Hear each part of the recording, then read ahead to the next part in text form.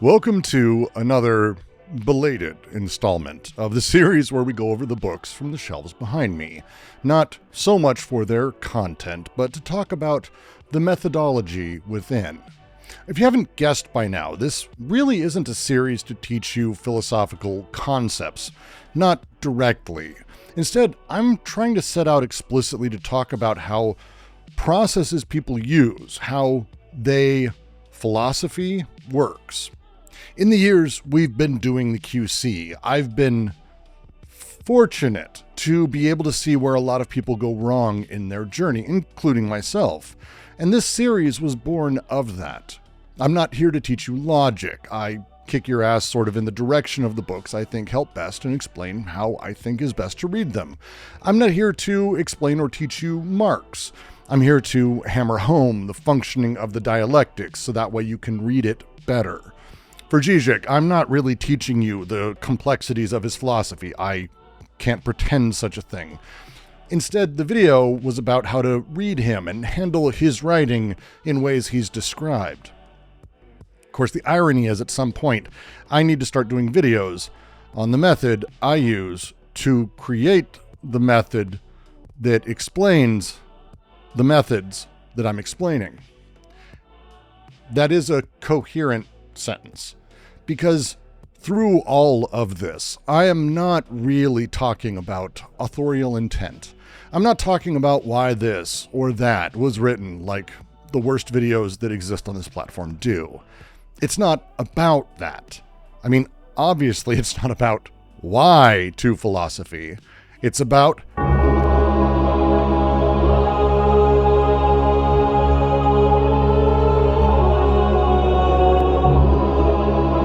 to understand how to philosophy, we have to talk about turbines. Well, specific power-generating hydroelectric turbines from 1953 that not only have most of you probably never heard of, but you actually can't really look up. The Guimbal turbine, more commonly now called the bulb. It's an evolution of it. If you want to look it up, it's easier that way. Now, through this turbine, we are going to understand why every single way that you think about technology, AI, algorithms, platforms, whatever it is fundamentally broken, and how the way people talk about all this shit, including philosophy, is too. We're going to do this through Gilbert Simondon. What a fucking dude. He's a French philosopher who actually understood how machines work. And I don't mean this metaphorically. I mean actually. He took them apart. He studied patents. He talked to engineers. What he found in the Guimbal turbine changed how we should think about the reality of technics forever. And well, Simondon is mentioned more often within the inner circle of cool theory people you run into online. The reality is that his extraordinary system of thought is largely forgotten, despite being integral to every thinker who comes later. So, yeah, I suggest pay attention. But first, let's start with the error you're probably making right now. Check your up next video. I think it's that side, a little bit below. Look at your recommendations. I'll give you a second for that. As you look, do you say to yourself, hell, this is what YouTube wants me to watch? A lot of us do. I've done this. When you do this, though, you're doing something very specific. You're taking a very complicated technical process and you're shoving it into a very simple story. There's a designer. Let's say it's YouTube engineers. They're business people, whatever. They have a plan to maximize watch time or to make you click things or whatever. And there's matter in this being shaped, like the recommendation system, front page of YouTube, your For You page, whatever, any of these things. When you do that, this is called hylomorphism. It's an Aristotelian thing. Aristotle really came up with the whole term, and I'm not going to get into its derivation, but the basic idea is you take clay, hyle, you press it into a mold, and you get a brick. Active form shapes passive matter. Pretty simple. except for the fact that it's kind of fundamentally wrong about how anything exists or how things are made or everything. Aristotle, what do you expect from the dude who inspired so much Ayn Rand? The clay isn't passive matter waiting for form. It's already struck. Brian's at the end and he's working on the clay from the start, getting the rocks out, the sticks, the roots. Brandon is actually taking that clay that's already been worked and he's forming it into individual loaves for me to turn into the brick. Crystalline arrangements are there, moisture content levels, particle distribution. The molds for making bricks, very important. There are lots of different styles. You can't simply just grab any clay, shove it into a mold. Clay needs preparation, very specific hydration levels, particular granularities, right? A type of plasticity that works. Too wet, it's gonna not hold its shape. Too dry, and it'll crack and break. The clay must be brought to a state where it is ready to receive form. And here's the kicker. The mold isn't pure form either. It needs release agents so the clay doesn't get stuck inside of it. Its surface texture affects demolding and the style. Temperature of that mold matters way more than people realize. Mold and clay basically enter into an almost material negotiation. Now this is something Aristotle and really anyone who hasn't actually handled clay significantly doesn't realize, and they don't consider it. What actually creates the brick is that entire technical operation. The prepared clay with its specific colloidal state, the treated mold with its surface properties, pressure applied at various rates in certain places, a controlled drying that prevents cracking at a heat, the firing that transforms clay minerals into that perfect ceramic we need it for use, really. It's not form meeting matter. It's technical operation, where multiple prepared materials interact through specific, energetic, and informational exchanges to produce something new. The brick does not exist because form was imposed on matter. It exists because a technical process created conditions where clay particles could reorganize themselves into a ceramic structure. The form emerges from the process, not the other way around. So let's take that and run with YouTube's algorithm. Around 2005-06, maybe through 2009, engineers at YouTube started really working on that recommendation system. They did it by matching like metadata, view counts, similar video suggestions based on what people watched, sort of. And it worked more or less exactly as they designed it. In 2010, they started to add machine learning elements. With this, watch time and when people bounced, this became like the key metric, and the system began learning patterns. But the engineers didn't program these patterns.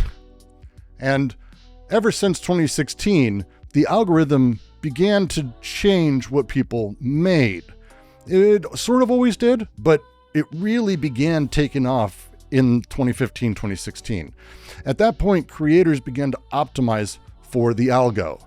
Viewers, in turn, developed certain viewing and watching habits because of the algo. The algorithm learned those habits, which shaped what creators made, which the algorithm then takes back into itself. Now, nobody designed this whole system.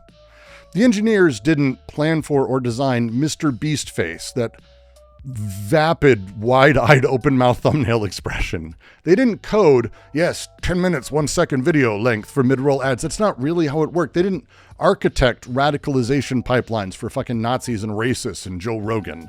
These things emerged from a circular causality, because the algorithm doesn't want anything. It's not a person. It's a self-conditioning system where every output becomes a future input, creating capabilities nobody designed.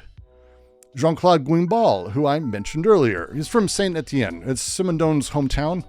In 1953, he patented a very special kind of power turbine for low head hydraulic generation. It's The problem is basically, how do you generate electrical power from very small pressure differences in water? When you think of hydroelectric dams and systems, you tend to think of really gigantic dams, which means they rely a lot more on a lot of pressure than smaller rivers can give. Like say, you need a gigantic goddamn dam to drop that water from a high enough space to create that pressure. So how do you solve this? Well, for him, you take kind of the entire previous setup, you turn it, and you submerge everything. You put the turbine in the water flow itself. The generator, you put in an oil-filled crankcase, and you put the entire thing in the water. This whole thing he patented ran off. It's been worked since. There's actually, up near me, not terribly far away, bulb generators. It's kind of incredible. But for Simondon, as he's looking through these patents and thinking through everything, he noticed something no one else did. Because he didn't ask, why is this here? What's it for? He doesn't really give a fuck about Guimbal's design, Guimbal's intentions. Instead, he tracked what actually is happening in the device between the materials themselves. It's weird, right? So inside of it, water does a lot more than just flow through. In one place, it transfers kinetic energy, right, to the turbine blades. So they spin. It's kinetic energy. But it also acts as a heat sink, like a giant water cooler for your PC, which cools the generator, which generates a lot of heat. The pressure on the outside contains the oil on the inside of it, and it also creates turbulence. Now that turbulence further increases heat exchange. Oil also does a lot of other things simultaneously to all of this. It insulates the generator, right? So that way it's not wet, kind of important with electrical stuff. It lubricates mechanical bearings. It transfers heat from the generator to the casing, which goes to the water. And it maintains pressure barriers against the water because the oil inside of that case is under way more pressure since, remember, this is for lower pressure streams. This isn't for giant dams. All of these functions together, not anything individually, creates this weird feedback loop. Because it can do faster rotation, it generates more heat, which means there's more thermal circulation of the oil, which creates better heat transfer to the water, which means enhanced cooling, which means it can go faster. It's kind of actually a huge deal. These things individually, they're not really an achievement though. They're not really an invention or intention of Guimbal. You can read the patent. Simondon goes through it. It's amazing. The system is self-maintaining through how the materiality of it interacts, not through deliberate design, through process. I suppose Simondon might ask, who invented the technical system where water cools effectively as it moves? If water didn't do that, if water wasn't that system, what then?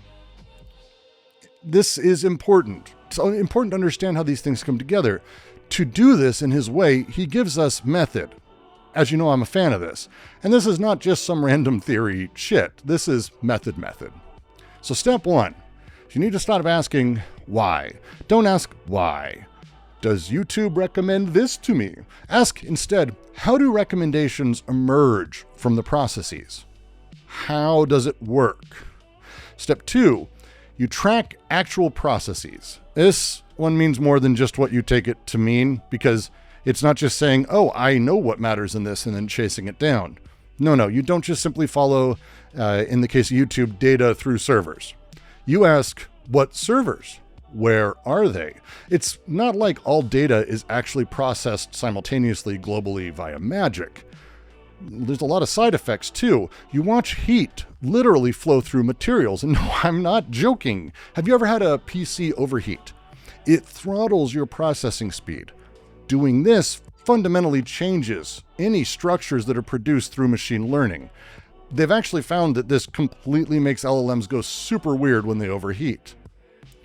What if RAM in the servers flips due to the heat? Bit flipping's a real thing. That would cascade across the system, and it does. These servers don't exist in a vacuum. They're in massive data centers. The cooling is mapped and regulated by other algorithms that are also affected by that heat that are there. And you can track electromagnetic patterns in circuits. Financial algorithms are actually super well known to drift off center if the power supply is what's known as dirty power, right? Because this shifts prediction elements and randomness just enough to fuck with things. You think YouTube's immune from this? Just try to consider what consensus algorithms mean when the very timing clocks across different systems drift too. No one has this shit in their design doc. No one has ever done that. They don't have this in their go-to-market plan, right? So then you move to the third step. You find circular causalities. Big deal for Simondon. Where do outputs become inputs? Where does the system condition its own operation? When machine learning algorithms generate heat that triggers CPU throttling, which changes convergence timing, which alters model behavior, which affects computational load distribution, which changes those heat patterns. The algorithm becomes self-conditioning through this material substrate. In parallel processing systems, algorithmic outputs create these crazy electromagnetic fields that you can kind of feel sometimes, and they introduce this crosstalk across circuits. It's a really big deal, and it affects that bit level correlations I mentioned before in these independent data streams, right? This changes algorithmic behavior too, which in turn alters the electromagnetic environment. These things go together. The logic and the physics co-constitute each other. Things aren't simply designed. Heat distribution. This would influence load balancing algorithms, which redistribute computational work, which changes thermal gradients, which triggers different load balancing decisions, and ultimately again comes back into itself. The material geography, where are these things? Is there a heat wave? What's happening becomes part of the logical operation and what's going through all of this. With the fourth step and the final bit, you need to document emergence. What capabilities are there that weren't designed? Accidents. Emergence is mostly accidents. Anything that wasn't literally designed, you have to be really careful with. What functions develop through operation, not intention. Remember, we don't ask the what they wanted, we ask the how. So where did people say, or start to say, especially if you're doing like a 20-year history, like say for YouTube, hey, we can use this weird thing?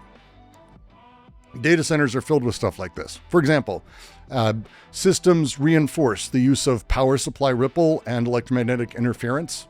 They do this as sources of randomness. It's actually really interesting in cryptography. They turn this noise into functional capability and true randomness. It's pretty cool, actually. And I think it's actually best practices now in cryptography. Emergent. No one designed the system to do this. I think distributed systems actually have developed the ability to detect hardware failures through algorithmic analysis of those heat patterns I mentioned, those unusual ones before. They use that thermal data as diagnostic information that was never intended originally by the algorithm design. Accident and emergence. And this stuff is standard now in data centers. And who knows? I don't, because I'm stupid, but what if we actually figured out how to take that random bit flip that just destroys data across the board, totally fucks things up? What if we find they're actually useful for something? Again, no idea what that is.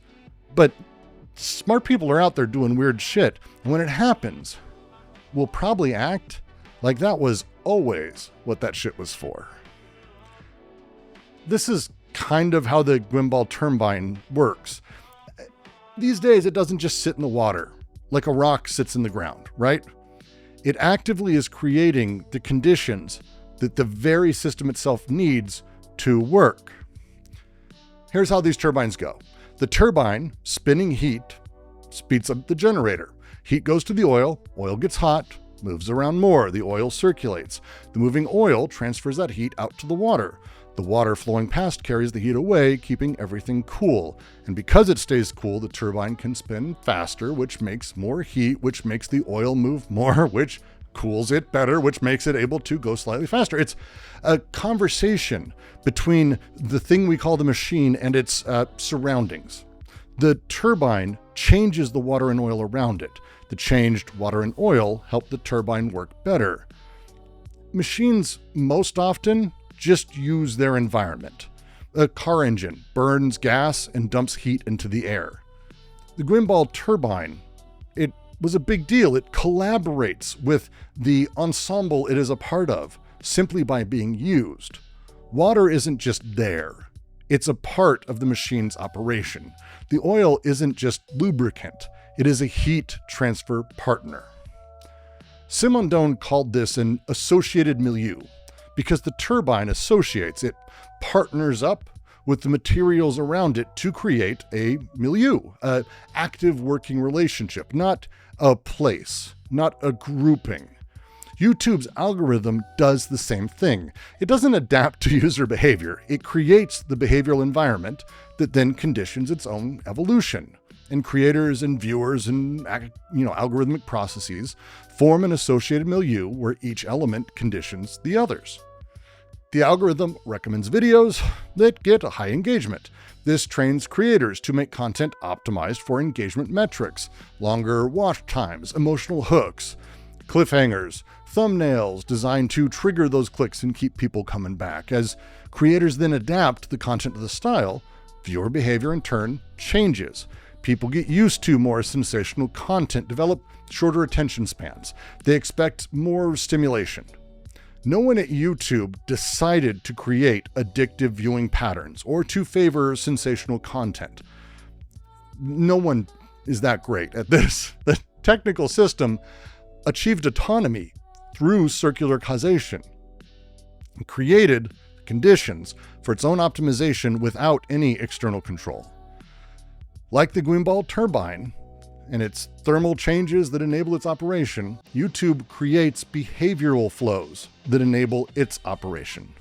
The algorithm, content creators, and viewer habits form an integrated technical milieu that conditions itself. This is why fixing the algorithm is stupid. You're not just changing code.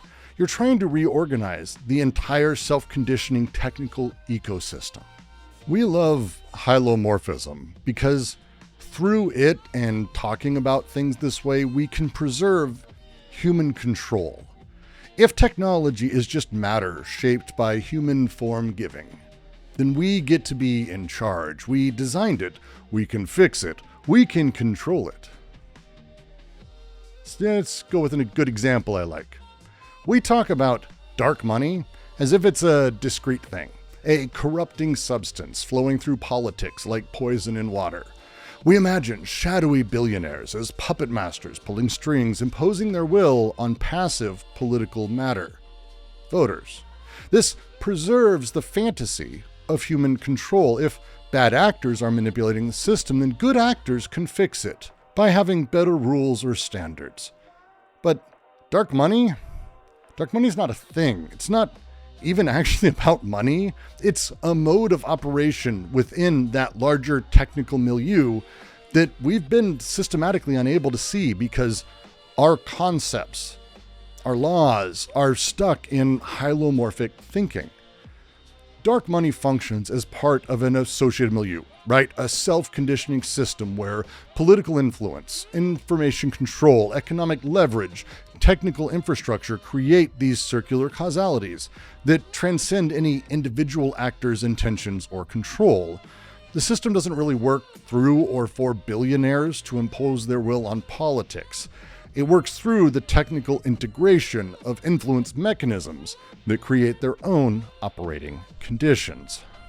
Campaign finance, media ownership, platform control, judicial selection, regulatory capture, economic pressures, all operate as synergetic functions within a single technical individual.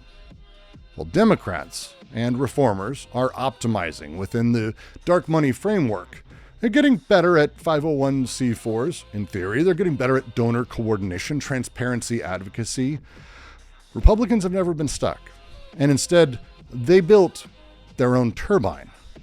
Only instead of a milieu of oil, water, and power, they built it out of political influence, technical infrastructure, and economic everything. You know, that thing fascism is? Musk's Twitter purchase isn't technically dark money, not legally. It was technical individualization. Instead of spending money to influence information, he became the information infrastructure. Instead of lobbying for favorable coverage, he acquired the platform that shapes coverage. This operates way outside of campaign finance laws.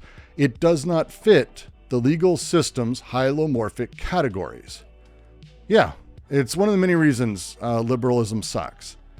We missed this evolution because we totalized dark money as a discrete problem. The actual technical milieu was integrating across domains we thought were separate. We took for granted. Media consolidation, social platform centralization, judicial capture, state-level political control, and economic leverage were never separate trends. They were elements of a single technical system achieving a greater concretization. And while we focus on donation disclosure, the system evolved something new, a multifunctional integration, platform ownership that simultaneously controls information flow and generates revenue and provides political influence. Media empires that shape discourse and coordinate political strategy and create economic dependencies. Legal networks that capture many courts and train operatives for them and normalize ideological frameworks legally. The real technical system isn't dark money in politics. It's the self-conditioning integration of information infrastructure. It's economic power added to that, legal institutions and political operations, into a single associated milieu, each element conditioning the others. Platform control enables political victories, which enable judicial appointments, which enable regulatory capture, which enables further platform consolidation, as we are seeing actively now. This system achieved operational autonomy precisely because our regulatory and conceptual frameworks are trapped in hylomorphic thinking. They treat each component as a separate tool controlled by a human agent, rather than recognizing their integration into a self-conditioning milieu that transcends any individual. So we kept trying to regulate the money while the system evolved far beyond money into something more fundamental, technical infrastructure of democratic decision-making itself. Simondon's method reveals why our political reforms keep failing and will do so. We're asking the hylomorphic questions. Who designed the system? What is their intentions? How can we redesign it better? But technical objects don't evolve through design. They evolve through operation. They create emergent capabilities that exceed any original intention. The political technical milieu we've described didn't emerge because some guy planned it. It emerged through material processes of technical concretization. Platforms that optimize for engagement, political systems optimizing for power, economic systems optimizing for growth, all create circular causalities that generate new operational capabilities. Capitalism. Every technical object around you operates this way. Your phone doesn't simply implement its designer's intentions. Don't buy that weird shit from Steve Jobs' bio. It creates behavioral patterns through material interactions between the hardware, software networks, and users. Facebook, MySpace even, these social media platforms don't just connect people. That's stupid. They generate emergent forms of social organization their creators couldn't even consider and never did, and then they capture them. Apply this to politics. Instead of asking, how do we stop bad actors from corrupting democracy?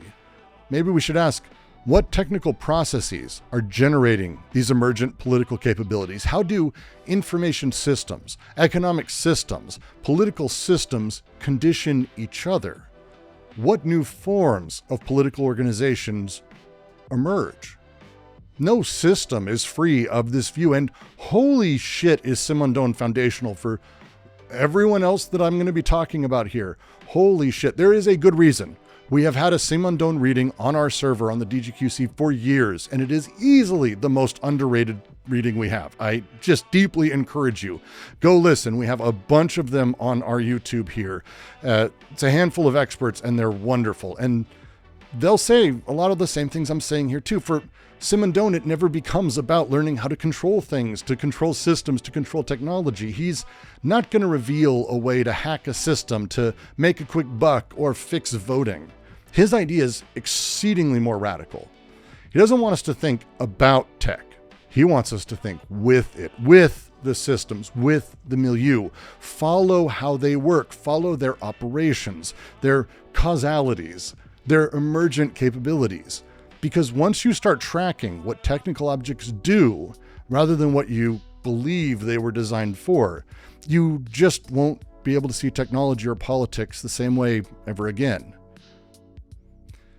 If these ideas create value in your thinking, consider supporting the Patreon that makes this work possible at patreon.com/DGQC. Like the turbines, oil, and water, readers, writers, YouTubers, and viewers condition each other. Your support enables more experimental analysis, which enables deeper insights, which lets you critique me better, which enables better thinking tools for everyone, if we can. Circular causality. After all, the only way to develop the technical culture Simondon sought is through technical culture. That requires its own milieu. Thank you.